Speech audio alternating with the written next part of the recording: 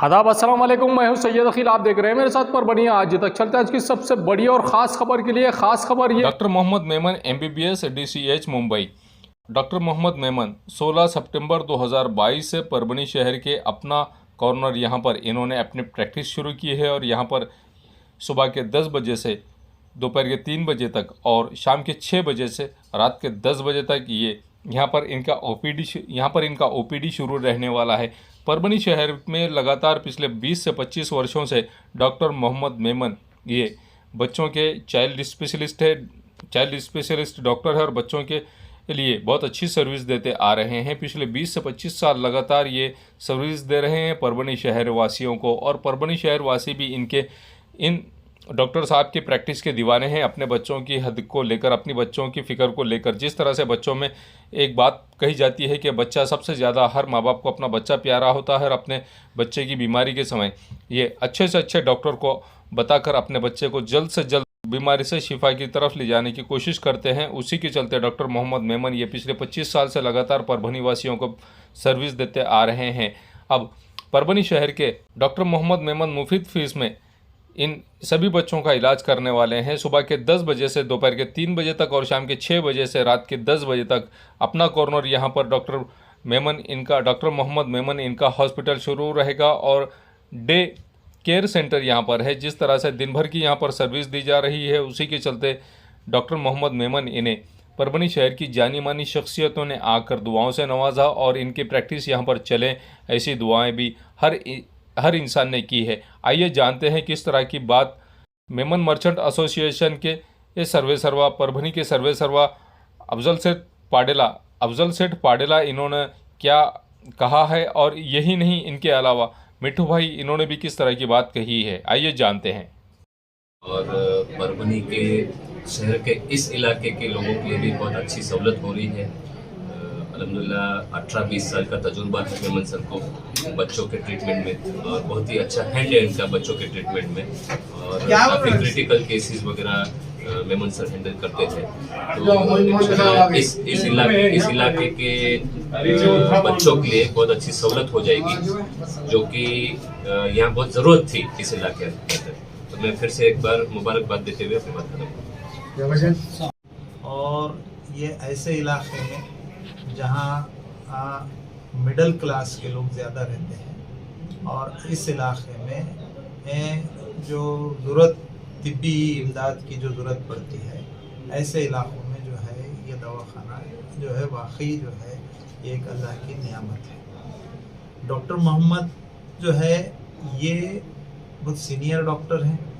इन्होंने यहाँ अंकुर के अंदर अपनी खिदमत अभी भी दे रहे हैं और जो है उन्होंने ये सोचा कि जो है मैं अब जो है ये खिदमत के साथ साथ जो है समाजी खिदमत के नज़रिए से भी जो है एक कुछ काम करूं, क्योंकि अब उनके बच्चे भी जो है MD हो गए और डॉक्टर हो गए हैं और उन्होंने ये सोचा कि जो है मैं क्लिनिक के तौर पर जो है ज़रूरतमंद लोगों को कम फीस में जो है उनकी जो है तिब्बी इमदाद उनको जो है पहुँचाऊँ। इस नज़रिए से उन्होंने जो है इस इलाके में जो है अपना हॉस्पिटल चालू किया और मैं उम्मीद करता हूँ कि यूँ तो जो है उनके अंदर एक डेयरिंग है इलाज करने, क्योंकि आम तौर पे क्या होता है कि इलाज करते हुए डॉक्टर के अंदर भी जो है खुद एतमादी होनी चाहिए और वो एतमादी जो है उनमें नज़र आती है। इसलिए कि जो है आदमी फैसला करना चाहिए कि भाई इसका मैं जो इलाज करूँगा, तो शिफा तो देने वाली ज़ात अल्लाह की है, शिफा जो है कोई नहीं दे सकता अल्लाह के सिवा। मगर आम तौर पर क्या होता है कि मरीज को शिफा मिले, ये जो है उसके घर के लोग जो है वो चाहते हैं और डॉक्टर जो है ये घबराता है कि जो है इलाज करते हुए अगर कोई रिएक्शन आ जाए या कुछ हो जाए तो जो है जो फैमिली के लोग हैं वो जो है नाराज़ हो जाते हैं, गुस्सा हो जाते हैं। ये तमाम चीज़ों को जो है सामने रखते हुए उनके अंदर वो डेयरिंग है कि भाई जो है वो कोशिश करते हैं शिफा जो है अल्लाह के हाथ पे और छोड़ देते हैं। अब जो है शिफा मिलेगी इस उम्मीद पर और उन्होंने ये जो कोशिश यहाँ की है, मुझे उम्मीद है कि अल्लाह ताला जो है उनके हाथ में शिफा देगा और जो है तमाम इस इलाके को जो है तिब्बी जो है सहूलियात जो है फराहम होगी। ये इसलिए मैं उनको जो है मुबारकबाद देते हुए ये अल्लाह से दुआ करूँगा कि अल्लाह ताला जो है यहाँ आने वाले मरीज़ों को शिफा अता फरमाए। रहमतुल्लाहि व बरकातुहू। शुक्रिया आप सब लोग यहाँ पे आए। मैं यहाँ पे आज प्रैक्टिस चालू कर रहा हूँ। वैसा तो मैंने तकरीबन जो है परभनी में 18 साल से प्रैक्टिस कर रहा हूँ अंकुर हॉस्पिटल के जरिए, जहाँ पे मैं क्रिटिकल पेशेंट के 18 साल से मैनेज कर रहा हूँ। और वक्त के साथ ये मेरे दिमाग में बात चल ही रही थी कि एक जो है ओपीडी जो है यहाँ पे, या जिसको बोल सकते हैं कि जहाँ पे डे केयर सेंटर अपना एरिया, अपना कॉर्नर जैसे एरिया पे चालू किया जाए, जहाँ यहाँ पे जो एक जो तबका है, जो मिडिल क्लास है, लोअर क्लास है, जिनको जो है इसकी फैसिलिटी मिले, कम पैसों में उनका फ़ायदा हो। एक जो पेशेंट मेरे पास जो अंकुर में नहीं आ पाते किसी वजह से, जो फाइनेंशियल उनके प्रॉब्लम की वजह से, उनके लिए मैंने सोचा कि एक जो है यहाँ पे एक सेंटर खोला जाए, ताकि यहाँ पे जो एक बहुत बड़ा जो आबादी है, तबका है, उनको इसका बेनिफिट मिले। मेरे तकरीबन वैसे तो 25 साल के, तकरीबन 24-25 साल की प्रैक्टिस हो चुकी है, सब किस्म के पेशेंट मैनेज किए। पर यहाँ पे जो अपना कॉर्नर एरिया पे अंकुर में तो मैं अभी फिलहाल काम चालू ही रखा हूँ और चालू ही रखूँगा। यहाँ पे जो मैं चालू कर रहा हूँ ओपीडी की सेवा देने वाला हूँ, जहाँ पे मैं सवेरे शाम जो है पेशेंट जो है ओपीडी बेसिस पे देखना है, साथ में वैक्सीन भी जो है देने का जो रहता है वो भी मैं शुरू कर रहा हूँ यहाँ पे। और तीसरी चीज़ है डे केयर, जो मतलब छोटी सी बीमारी है जो एक सवेरे से शाम तक में ठीक हो सकती है, या फिर जो घर पे आ जाके ट्रीटमेंट कर सकते हैं, ऐसे लोगों, ऐसे बच्चों के लिए मैं जो है यहाँ पे डे केयर सेंटर भी चालू कर रहा हूँ। आए हुए सभी तमाम मेहमानों को मैं तहे दिल से शुक्रिया अदा करता हूँ। Thank you very much. Bharat देश को आज़ाद होकर मुकम्मल 75 साल हो चुके हैं और उसी के चलते परभनी ज़िला भी जिस तरह से पिछड़ा हुआ ज़िला माना जाता है, जिस तरह से परभनी ज़िले का विकास नहीं हुआ, परभनी ज़िला ही नहीं, परभनी ज़िले के गांव, आसपास के गांव का अगर हाल देखेंगे तो आज़ाद होकर, भारत देश को आज़ाद होकर 75 साल हो गए हैं। और इसी के चलते परभनी शहर से कुछ ही किलोमीटर की दूरी, शहर से करीब गंगाखेड़ रोड पर लगभग 5 से 6 किलोमीटर की दूरी पर ब्रह्मपुरी ये गाँव है। और यहाँ पर ये छोटे नौनिहाल बच्चे जो यहाँ इस गांव के बच्चे हैं, ये बालवाड़ी के बच्चे हैं। और बालवाड़ी के बच्चों को इनकी विशेष बात ये है कि इन्हें स्कूल, यहाँ बालवाड़ी मुहैया नहीं है। बालवाड़ी मुहैया ना होने की वजह से यहाँ की बालवाड़ी ताई, आंगनवाड़ी ताई, आप देख सकते हैं कि किस तरह से इन बच्चों को ज़िला परिषद के स्कूल में खुले में यहाँ पर पढ़ाने पर मजबूर हो गई है। ये यहाँ के स्कूल का हाल है। 10 लाख रुपये खर्च करके ये स्कूल यहाँ पर बनाया गया है और यहाँ पर वाटर प्लांट भी डाला गया है, लेकिन इस इमारत की खिड़की गायब और इस इमारत को पूरी तरह से भ्रष्टाचार से लिप्त किया गया है। आप ये भी नज़ारा देख सकते हैं कि किस तरह से यहाँ पर मजबूरी में ना चाहते हुए ज़िला परिषद के स्कूल में इन छोटे नौनिहाल बच्चों को, इस गांव के बच्चों को एजुकेशन दिया जा रहा है। यहाँ के वो लोग, दानिश्वर लोग, जो यहाँ पर जिम्मेदारी से एजुकेशन बच्चों को देने के लिए आते हैं, ऐसे टीचर्स यहाँ पर बहुत ही अच्छे अंदाज में यहाँ पर टीचिंग तो करते हैं, लेकिन हालात ऐसे हैं कि टीचिंग प्रोफेशन के लोग ना चाहते हुए भी कुछ नहीं कर पाते हैं। ना तो इन्हें सहूलतें मुहैया की जाती है और ना ही इनकी इमारतें ठीक है। आप ये नज़ारा देख सकते हैं कि किस तरह से इन्हें तकलीफ़ों का सामना करना पड़ रहा है। और जिस तरह से ये तकलीफ़ों का सामना करते हुए नज़र आ रहे हैं यहाँ के इस गांव के ब्रह्मपुरी, इस गांव के बच्चे अगर बालवाड़ी के, आंगनवाड़ी के लिए आते हैं, स्कूल के लिए आते हैं, तो इन्हें किन दुविधाओं का सामना करना पड़ता है, ये भी नज़ारा आप देख लीजिए कि परभनी शहर से कुछ ही किलोमीटर की दूरी पर यह गांव है। और यहाँ पर जिस तरह की परेशानियों का सामना यहाँ के गाँव वासियों को और गाँव वासियों के अलावा यहाँ के छोटे बच्चों को भी करना पड़ रहा है। आप ये भी नज़ारा देख लीजिए कि किस तरह से चीकड़ से होते हुए ये बच्चे यहाँ पर स्कूल को आते हैं। के बावजूद जहाँ परभनी से 5 किलोमीटर दूरी पर ब्रह्मपुरी तरफे लोगांव, जहाँ पर एक गांव बसा हुआ है, वहाँ की आंगनवाड़ी ताई हमारे साथ जुड़े हुए। यहाँ के आंगनवाड़ी ताई से हम ये पूछेंगे कि भाई आपकी यहाँ काय सुविधा आहे ताई तुम्हाला, आणि कसे मुलं आहेत, तुम्ही प्राथमिक वर्गातच तुम्ही आपल्या अंगणवाडीचे मुलं बसले, मग कसं शिक्षा येते? आपल्याला जागाच नाही बसायला, म्हणून मग आम्ही जिल्हा परिषदच्या समोर वरंड्यात बसितो. तरी पण त्या मॅडम रागवतात, तरी पण मी घेऊन बसते बाळाला. नाही नाही, जे मॅडम रागवले हे बरोबर आहे, परंतु तुम्हाला त्यांना शिक्षा द्यायलाच आहे. परंतु तुमची अंगणवाडी काय, त्याच्यात काय प्रॉब्लेम काय? गळती 2-3 वर्ष झालं, फसराव टाकून परेशान आहे. 2 वर्ष झालं मी असंच इथं तिथं बसवते, लेकरायला असंच आहार देते. आता एवढ्यावर आहार देणे चांगलं आहे काय? नाही ना, पण आता न विलाजामुळं बसते मी इथं. जिल्हा परिषदच्या सीओना किंवा तुमच्या अंगणवाडीच्या बालविकास अधिकाऱ्यांना तुम्ही भेटलेत का याबद्दल? हो भेटलं सर. त्यांनी काय सांगितलं आपल्याला? बरेच वेळेस तक्रार दिली आम्ही, अर्ज दिले पण ते काहीच ह्याचा लाभ भेटला नाही मला. आतापर्यंत लाभ घेतला? आतापर्यंत काहीच नाही. परत मला मी मदतनीस आहे, मला कार्यकर्ते नाही. एक कार्यकर्ते नाही तुम्हाला? नाही मी मदतनीस आहे. किती म्हणजे सांगा तरी काय नाही. मला म्हणलं नाही की इथं का बसविलात मॅडम, इथं काय आहे का लेकरायचा सुविधा तुमची काही नाही. मी आपलं इथंच बसवलं, कोणीच असा लाभ काहीच नाही. 15 ऑगस्टला त्यांना बोलतो आम्ही, 15 ऑगस्टला आम्हाला शासन मदत करीत नाही. त्यांचं म्हणणं. काहीच नाही. ब्रह्मपुरी इस गांव की अगर बात की जाए तो ब्रह्मपुरी इस गांव में जाने के लिए रास्ता ही मुकम्मल नहीं है और यहाँ इस गांव में मुस्लिम समाज के और दलित समाज के लोग जिस तरह से रहते हैं, दुविधाओं का इन्हें सामना करना पड़ता है। आपको हम ये नज़ारा बता रहे हैं कि ये मुस्लिम समाज और दलित समाज की बस्ती है जहाँ पर रास्ता ही नहीं है। ये बारिश के दिनों का ये हाल है। बारिश के दिनों में जिस तरह से इन्हें साइड से जाना पड़ रहा है और रास्ता पूरी तरह से कीचड़ वाला रास्ता है। अब ऐसी जगहों पर लोग रहते हैं, यहाँ पर विकास के नाम पर धांधलियाँ की जा रही है और यहाँ सरपंच, यहाँ के इस गांव के ग्राम विकास अधिकारी ये जिस तरह से भ्रष्टाचार में मुलविस है, इस भ्रष्टाचार को इन्होंने इतना बढ़ा दिया है कि 70 से 75 साल मुकम्मल हो चुके हैं भारत देश को आज़ाद होकर, और आज़ादी के 75 साल का अमृत महोत्सव भारत देश मना रहा है। और भारत देश के 75 साल अमृत महोत्सव के मनाते वक्त इन गाँव वासियों ने यहाँ पर 15 अगस्त 2022 को सिर्फ झंडा वंदन किया है। और झंडा वंदन इसलिए किया है कि इन्होंने 75 साल का अमृत महोत्सव नहीं मनाया है, जिसको लेकर ये लोग ये कहते हैं कि हमें परेशानी का सामना करना पड़ रहा है और यहाँ पर ना आमदार आते हैं ना कोई और यहाँ पर पॉलिटिशियन आते हैं।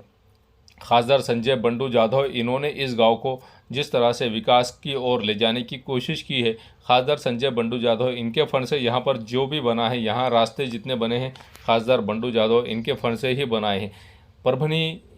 परभनी विधानसभा मतदार संघ के कार्य सम्राट आमदार डॉक्टर राहुल पाटिल, इन्होंने भी सिर्फ आश्वासन ही देकर यहाँ पर इन लोगों को गए हैं, ऐसा भी यहाँ के इन गाँववासियों का कहना है।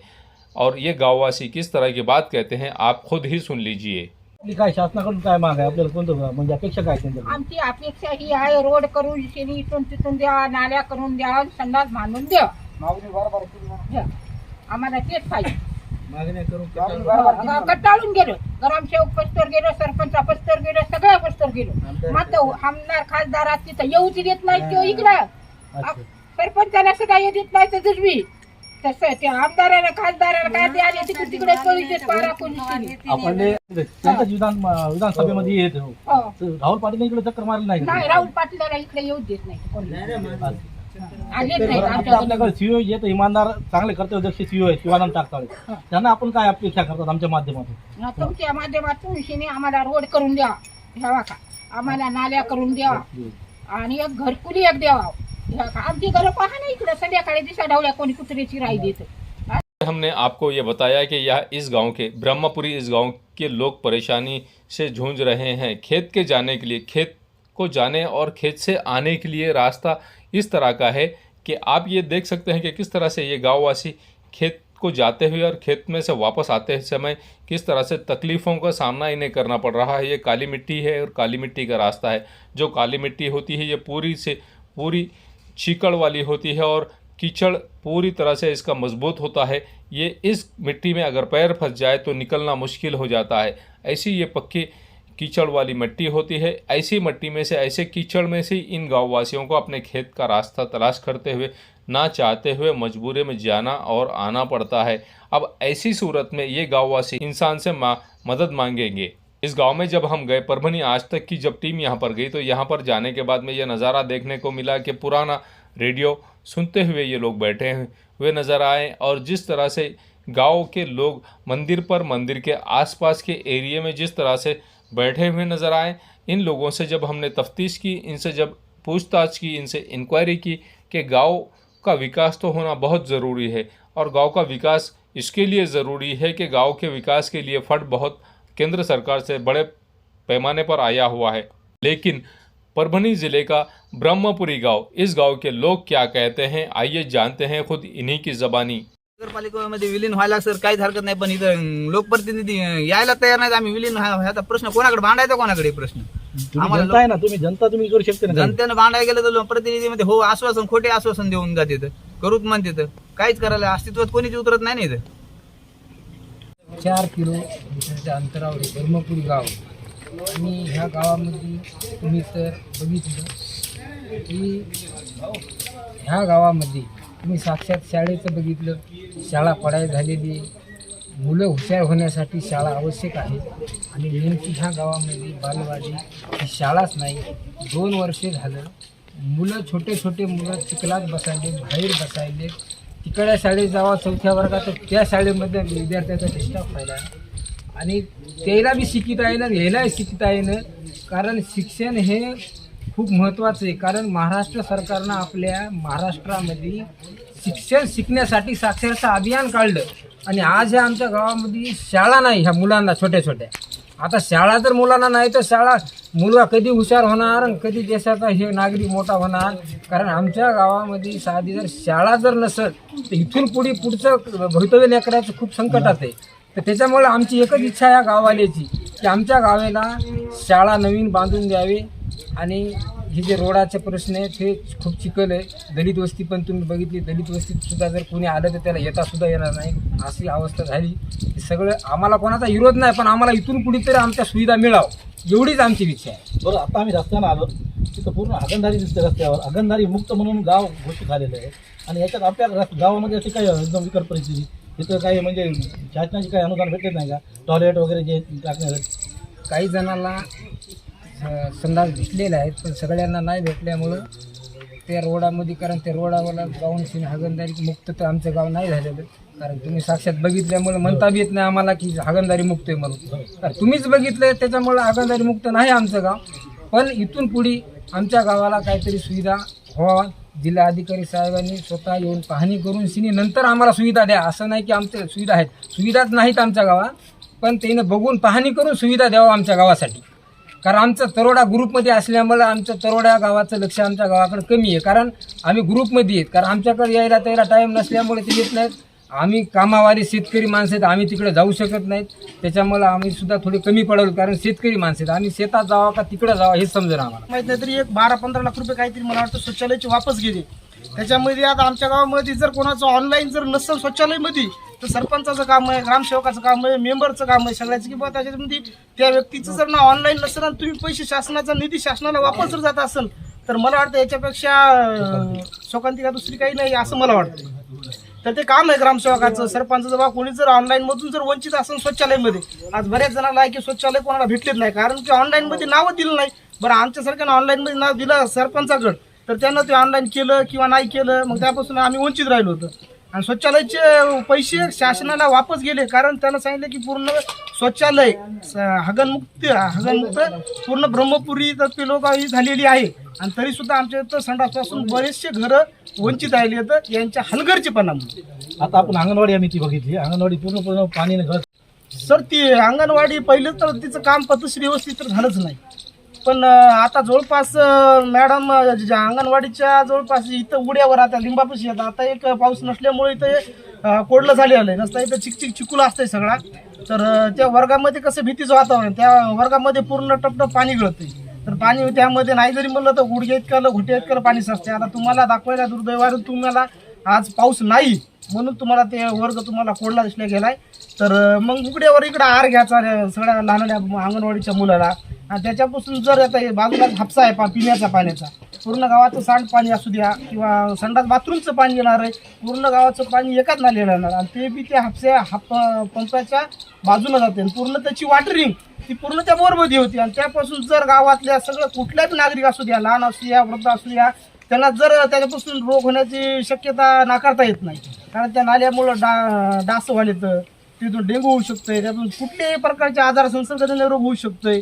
तर या प्रकारचं कुठलीच ग्रामपंचायत असू द्या, सरपंच असू द्या, ग्रामसेवक असू द्या किंवा ग्रामपंचायती पूर्ण बॉडी असू द्या, कुठल्याही आम्ही 15 ऑगस्टच्या दिवशी आम्ही ग्रामसेवकला स्वतः जाऊन तरोडामध्ये, ग्रामसेवक तर आमच्या तर कुठल्या प्रकारची ग्रामसभा घेत नाहीत, किंवा मग 15 ऑगस्टचा झेंडा फडकायला सुद्धा येत नाही. आम्ही स्वतः सगळ्या गावातली एक 5-25 मुलं सगळे जाऊन ग्रामसेवकला भेटलो तिथं जाऊन. तर त्यांना सांगितलं बाबा तुम्ही आमच्या गावामध्ये ग्रामसभा काय घेत नाही एखादी, आमच्या ग्रामसभा तुम्ही घेत नाही तर आमचे प्रश्न कोणी आहे, म्हणजे आम्ही प्रश्न कोणाकडे मांडायची. तर त्यांना सांगितले बाबा इथं ग्रामसभा आम्ही घेतली किंवा मग आम्हाला इथं झेंडा फडकायचा होता, मग आमच्या गावचा कधी फडकायचा, कारण ते झेंड्याला सुद्धा ग्रामसेवक कधीच येणार नाही, सरपंच नाही, कुठलीच बॉडी असू द्या ग्रामपंचायतची. आम्ही त्याला बळजबरीनं आणलं, ते तर हेच नाही गेले, पूर्ण गावामध्ये आणून आम्ही त्याला जिल्हा परिषद शाळावर बसवलं. सगळ्या गावाच्या तरी आम्ही सह्या घेतल्या की बुवा ही समस्या आमच्या गावालाच का म्हणून. आता आपल्या बाजूला जर पाहिलं पलीकडं तर 2 किलोमीटर ब्राह्मणगावमध्ये तसं नवल करायची गोष्ट असं सांगायची आली की बाबा आपल्या गावाची समजा नाही म्हणून आपलं नामुष्की वाटायला सांगायची. परंतु त्या गावामध्ये आज तुम्ही चुलीपर्यंत जरी गेलात तरी चुलीपर्यंत त्याच्या गट्टू केलेले, तुमची त्याच्या जर तुम्ही म्हणजे आंघोळीच्या बाथरूमपर्यंत गेले तरी गट्टू केलेला आहे. त्यांना जर घराच्या बाहेर निघायचं असेल तर पूर्ण गच्ची आहे, गट्टू आहे, शाळेचा आवार एकदम नंबर ओके. तर पण आमच्या गावाला का नाही, शासन यांना ग्रामपंचायतला देत नाही का, ग्रामपंचायत आमच्या गावावर लक्ष देत नाही. मग सर आमची एवढी मागणी आहे की ग्रामपंचायत आमच्या गावाकडे ग्रामपंचायत सरपंच असू ग्रामसेवक असू यांना लक्ष द्यायला पाहिजे. जर आम्ही त्यांना वारंवार सांगायलो होतं, त्यांना आम्ही लकी दिलं. आता मला सांगायचं मला म्हणजे मशानभूमी जर वयवर्त माणूस जर कोणी वारला, एखादा जर पावसाळ्याचा जर पाऊस जर येत असेल आणि वयवर्त माणूस जर वारला तर त्या माणसाला जाळायचं कुठं, कारण तिथं छत्री नाही. आणि मग जाळायचा प्रश्न त्याला तसंच 1 दिवस जर म्हणले किंवा 2 रोज जर पाऊस नाही पडला तर त्या व्यक्तीला घरात तसंच मूर्त ठेवावं लागतंय आणि नंतर पाऊस उघडल्याच्या नंतर आपल्याला तिकडे देऊन जाळावं लागतं. तर तुम्हाला सांगायची म्हणजे ती मशानभूमी झाली होती, त्या मशानभूमीला त्यानं इस्टिमेट त्याचं आम्ही पाहितलं होतं. आता माझ्याकडं तर काय त्याला जवळपास 4 वर्ष झाली असतील, माझ्याकडं तर डॉक्युमेंट नाही. तर परंतु तिच्यावर डॉक्युमेंट तिचे इस्टिमेट असे आहे की सर ती छत्री आहे, तिथं हापसा आहे, इथून रस्ता आहे पुन्हा गट्टूचा, तिथं गट्टू आहे, पुन्हा झाड सगळं बसायला व्यवस्थित सगळं आहे. पण तुम्हाला मी खास करून आपल्या इथं बोलणं झाल्यानंतर मी तुम्हाला मशानभूमी दाखवायचा प्रयत्न केला आणि दाखवीन नेऊन की तुम्ही स्वतः पाहू शकता की, आणि तुम्ही सगळं जनतेला दाखवू शकता की बाबा ही मशानभूमी कुठे गेली. मग आता आम्ही असं समजायचं का मशानभूमी चोरीला गेली, मशानभूमी चोरीला गेली म्हणावं का. आणि मशानभूमी जर होती तर माझं म्हणणं असं आहे की सरपंच ग्रामसेवक आणि जे बी कोणी जुना सरपंच असेल, नव्या सरपंचाला म्हणलं तर नवे सरपंच म्हणलं बा जुन्या सरपंचाला माहीत असेल, जुन्या सरपंचाला म्हणलं किंवा आता ग्रामसेवक बदलले, ग्रामसेवकचं म्हणणं आलं बाबा जाधव साहेब ग्रामसेवक आहे आम्हाला. आता मला वाटतं याची काल परवा दिवशी काहीतरी बदली झाली म्हणून आम्ही दुसरं नवीन ग्रामसेवकला आणलं नाही, कारण त्यांना काही माहीतच नाही. तर त्या ग्रामसेवकला विचारलं मी, जाधव साहेब मशानभूमी कुठे गेली आमची, तर त्या ग्रामसेवकचं म्हणणं असं म्हणणं आलं उडवाउडीचं उत्तर की बाबा ती मशानभूमी माझ्या काळात झाली नाही, तर ती मागायल्या ग्रामसेवकाच्या काळामध्ये झाली. आता मागायल्या काळात त्या ग्रामसेवकला विचारलं तर ते म्हणताय झाली. तर आमचं असं म्हणणं आहे की बाबा मग याची सखोल चौकशी करून किंवा मग आम्हाला जर चोरी जर गेली असेल, जर ग्रामपंचायतचं जर म्हणणं असेल बाबा मशानभूमी आम्ही केली, मग जर तुमच्या मनाला जर चोरी गेली असेल तर आम्ही तशी तुमच्याकडे FIR करतो आणि आम्हाला मशानभूमी तुम्ही आम्हाला सापडून द्या. जर तुम्ही केली असेल तर, आणि जर कागदोपत्री केली असेल तर त्याची आम्हाला माहिती द्या. हे तुम्हाला एक सांगण्याचं तात्पर्य असेल की काही गावातली माणसाचं असं म्हणणं आहे की मी अमोल गिराव, तर काही लोकांचं म्हणणं आहे त्याला बिचाराला आवे असं नसेल किंवा त्याला माहितीच नाही. आता समजा उदाहरणार्थ यांनी सांगितलं अमोल तू मशानभूमीचे पैसे खाल्ले, तर शहानिशा करून जर आम्ही जर घेतले असतील पैसे त्याच्यातले काही, समजा उदाहरणार्थ एखाद्या गुत्तेदारानं गुत्त घेतलं तर त्या गुत्तेदाराकडून आम्ही 10-5 हजार जर घेतले असते तर याची चौकशी की मी पैसे घेतले, माझं एक नाव घेतलं, गोपाळगिरांचं एक नाव घेतलेलं की बा तुम्ही मशानभूमीचे पैसे म्हणजे तुम्ही मॅनेज होऊन तुम्ही काय 10-5 हजार रुपये घेऊन तुम्ही ते जागच्या जागी मॅटर मिटलं. म्हणून ह्या प्रकारात आम्ही शिवसाहेबाकडे गेलो. फक्त एवढंच की लेखी स्वरूपात नव्हतं गेलो, आम्ही तोंडी स्वरूपात गेलो. तर शिवसाहेबांना आम्हाला सांगितलं की बाबा तुम्ही काय करा लेखी स्वरूपामध्ये आम्हाला द्या. तर ह्याची चौकशी तुमच्या माध्यमातून व्हावी ही तुमच्याकडे विनंती. ब्रह्मपुरी गाँव वासियों ने जिस तरह से यहाँ की शमशान भूमि का फंड गायब हो गया है, यहाँ की शमशान भूमि ही पूरी तरह से चोरी चली गई है या किसी ने गायब कर दिया है, ऐसा भी यहाँ के गाँव वासियों का कहना है। शमशान भूमि ऐसी होती है कि शमशान भूमि का जो यहाँ टीन शेड बनाया हुआ था, शमशान भूमि का रास्ता बनाया हुआ था, ये शमशान भूमि का रास्ता आप ये नज़ारा देख सकते हैं कि जहाँ पर हम आज आए हुए हैं ये ब्रह्मपुरी गांव के शमशान भूमि का एरिया है। यहाँ की शमशान भूमि ही लोगों ने खा गई है। लोगों को अब अधिकारियों को सरपंच यहाँ के जितने भी पॉलिटिशियंस हैं इन लोगों को शमशान भूमि का पैसा तक अपने परिवार के लिए बस नहीं हो रहा है, ऐसा यहाँ के इन गाँव वासियों का कहना है। आइए जानते हैं इस बारे में यहाँ के गांव के लोग किस तरह की बात और किस तरह की प्रतिक्रिया देते हुए नज़र आ रहे हैं। खुद आप ही मुलाहिजा फरमाइए कि यहाँ के लोग क्या कहते हैं इस गांव के शमशान भूमि के और इस गांव के विकास के बारे में। आता सध्या हे ते तुमचे आता जे लोक समजा मरण पावले तर त्यांना दफनविधीसाठी आता या परिस्थिती काय करावं? ते घराने पत्र काढून टाकायचं त्याच्यावर आणि जाळायचं, नाही तर मग ते 2 दिवस तिथे ठेवायचं घरी आणि मग जाळायचं. हे आपल्याला माहित आहे का या गावासाठी आपल्याला किती फंड आलेला आहे शमशान भूमीसाठी? काय अहो बघ फंड आले त्या 8 का 10 लाख रुपये आले, मला काय वाचवत नाही. मी आहे अंगठा वादर. मला तर ते येईन काय केलं, नुसतं कागदोपत्री घोडे लावलेत, इथं काहीच केलेलं नाही. हा झालं का झालं, सह्या केल्या का केल्या, काही झालेलं नाही या गावात. स्मशानभूमीचं तर एवढं अवघड आहे, त्या 2 दिवस घरातच ठेवावं लागते, नंतर आणावं लागते बाहेर. आता पूर्ण बाबूच्या काट्या आणि इट्या पूर्ण म्हणजे याच्यात झुडपाड. मग नंतर मग आता ती माणूस वारला की मग आपल्या घरच्याने जे आता साफसूफ करायचं, काटे कुठे हाणायचे जरसे त्याला जाळायचं. मग त्याला काय करणार, इलाज नाही, जर का ठेवताच येत नाही ना. मग आता या आम्ही बघितलेल्या या एस्टिमेटमध्ये असं कळालं आम्हाला की इथपर्यंत येण्यासाठी शमशानभूमीसाठी गट्टूचा रस्ता होता, हापसा होता, छत्री होती, बसायचे बाकडे होते, समजा काहीतरी होतं. कागदपत्री असं जागा नव्हतं, कागदपत्री होतं. मग इथं काय म्हणणं मग आता ही शमशानभूमी पूर्ण चोरीला गेली का मग या सरपंच आणि ग्रामसेवकांनी खाल्ली? अहो दोघांनी मिळून खाल्ली. चोरी केली समजा. काय चोरी? स्मशानभूमी कुठं चोरी जात असती का? जाते का बघितली का? स्मशानभूमी का चोरी गेलेली माहिती आहे का? झाली असली दाखवायचो की नाही, नेता येते का? रोड उकरून नेता येत असते का? 2-4 ट्रक टाकली होती, ते थोडं पाणी आले की वाहून गेले. आणि आताची अशी परिस्थिती आहे की गावातून जर माणूस आणायचा म्हणलं तर एक माणसानं चालावं लागते, तर 4 माणसं घेऊन चालणार कशी? हो, प्रश्न असा आहे. आता आम्ही इथं आलो तुम्हाला बोललो इथं, म्हणजे याचा रस्ता दिसणार कुठे? रस्त्यात नाही, फक्त यायचं म्हणजे आपलं पाऊस जर असेल तर 2 दिवस घरात ठेवायचं आणि नंतर इथं आणायचं. जर आपण आणलं तर जाळणार कशी?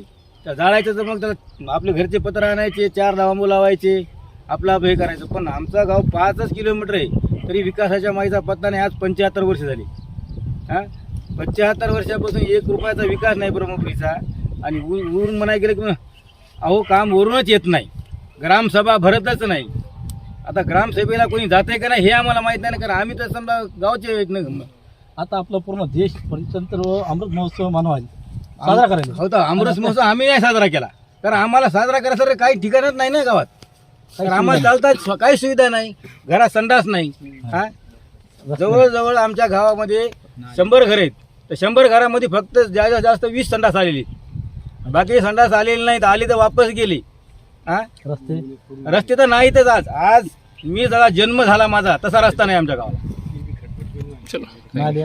नाल्या एकदा झाल्या होत्या, ते बी सरपंच आमचा चुलत भाऊ होता मेंबर सुभाष गिराम, त्याच्या हातावर नाल्या झाल्या. त्या अगोदरही झाल्या नाही आणि नंतरही झाल्या नाही. खांबावर लाईट नाहीत, 5 वर्षाला एकदा लाईट लागते आमच्या खांबावर.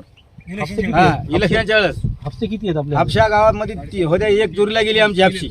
चोरीला 1 चोरीला गेली, आता राहिल्या 2. आता शमशानभूमीचं जे होतं येतं बजेट हे ग्रामसेवकनं खाल्लं का मेंबरनं खाल्लं का सरपंच खाल्लं हे आम्हाला माहित नाही. फक्त एवढंच आहे की गव्हर्नमेंटनं फंड टाकला आणि फंड ते गायब झाला. थोडं आपलं काहीतरी काम होतं, गाडगे काहीतरी गुत्तेदार होते, देवीदास गाडगे गुत्तेदार होते, तर त्यांना माहित आहे. मग चोरीला गेली का त्यांनी गिळून घेतली आम्हाला माहित नाही. सध्या परिस्थिती ही आहे पूर्ण. हा परिस्थिती ही आहे. आता इथं माणूस जर जाळायचा कोण्या परिस्थितीने जाळायचा तुम्ही कॅमेऱ्याने बघा आणखी एकदा. यानंतरचा जर माणूस जर वारला, यानंतरचा माणूस जर वारला तर त्याला शासन जबाबदार. हा याच्यानंतर माणूस वारला आम्ही शासनाकडे निवेदन देऊ, दारात नेऊन टाकू. कारण आम्ही करायचं काय यायचं का तुमच्याकडे आणून ठेवायचं का परमहिला इथून न्यायचं, तर मग कसं न्यायचं? हा थँक्यू. अवघड आहे. आता अगोदर गावकऱ्याचं म्हणणं आहे की झाली होती, झाली होती आपल्या समक्ष नाही आहे त्यांचं म्हणणं आहे. त्यांनी अगोदर ती झालीच नव्हती. हो कसं नाही ना, हे झाली म्हणतात, समजा गावाची झाली म्हणतात, शेड झालं होतं म्हणतात. शेड नाहीच हो, इथं 48 वर्ष झाले इथे काही झालंच नाही. रूम टाकला मातुड्याचा, तरी त्याने म्हणले तर मला मागच्या वेळेस म्हणले इथं शेड झालंय हो ना, पण इथं कुठं शेड मला काही कधीही आताच नाही. मी पूर्वीपणापासून आलेला आहे, बऱ्याच जणांच्या मोतीला सुद्धा आलेला आहे, तर शेड काही मला दिसलं नाही. फक्त रोड झालेला आहे, रोड झाला होता आणि रोडच्या नंतर इथं काही विकास झालेलाच नाहीये. आम्हाला हेच म्हणणं आहे की मग आता ही शमशानभूमी चोरीला गेली का त्या पूर्वीच्या सरपंचांनी खाली का ग्रामसेवकांनी खाली, याची शहानिशा करणं हे का आपल्याला? आता मी तर कोणावर आरोप करू शकत नाही, पण आपण सरपंच नात्याने नाही सरपंच नाही तर मी कधी बघा कसं आहे, जर गाववाल्यांनी मागणी केली, पुढे जर काही काय त्यांना काही करायचं असेल, मागणी असेल, तर मी कधी त्या चौकशीला सामोरं जायला तयार आहे, त्यांना सहकार्य करायला सुद्धा तयार आहे. कुठल्याही प्रकारचा कोणावर जर आरोप असेल, बिनबुडाचे आरोप न लावता जर आपल्याकडे मुद्दे सुद्धा असेल, कागदपत्र असतील, तर आपण 100% माझ्याकडे यावं आणि माझ्याशी संपर्क करावा. मी तुम्हाला कधीही सहकार्य करायला तयार आहे. कोणी जे दोषी असेल त्याच्यावर 100% आम्ही ग्रामपंचायत मार्फत कारवाई करू. सर, आपण सरपंच असल्यामुळे आपल्याकडे सर्व कागदपत्र भेटणार, तर मग गावकऱ्यांना कशाला आपण नाही, ग्रामपंचायत मध्ये उपलब्ध असतील तर आम्ही 100% तुम्हाला, तुम्ही मागणी करा, आम्ही तुम्हाला उपलब्ध करून असेल ते देणार. आणि जे दोषी असतील त्याच्यावर कारवाई 100% आम्ही तुम्हाला सहकार्य करणार आहे का नाही, आता पुढची मागचं काही कोणाला बोलू शकत नाही. ये न्यूज़ कवर किया हमारे परभनी आज तक के कार्यकारी संपादक बाबरुद्दीन सिद्दीकी, 24/7 महाराष्ट्र न्यूज़ चैनल के कार्यकारी संपादक सत्तार खान पठान, परभनी टुडे के कार्यकारी संपादक रियाज कुरैशी, परभनी आज तक के ज़िला प्रतिनिधि सैयद मोबिन इन्होंने मिलकर मैं हूँ सैयद अखिल। आप अगर मेरे चैनल को पहली बार देख रहे हैं तो ऐसी सूरत में आप मेरे चैनल को सब्सक्राइब करें, और हाँ, सब्सक्राइब करने से पहले एक बात का ख़ास तौर से ख्याल रखें, हमारी गुजारिश है कि आप अगर हमारे चैनल को सब्सक्राइब कर रहे हैं तो सब्सक्राइब करने के बाद में बेल आइकन का बटन दबाना ना भूलें। वो इसके लिए कि आपको हमारी न्यूज़ सबसे पहले मिले, इसके लिए आप बेल आइकन का बटन ज़रूर दबाएं। हमारी न्यूज़ को शेयर करें, लाइक करें और कमेंट करना ना भूलें। मुझे दीजिए इजाज़त। जय हिंद।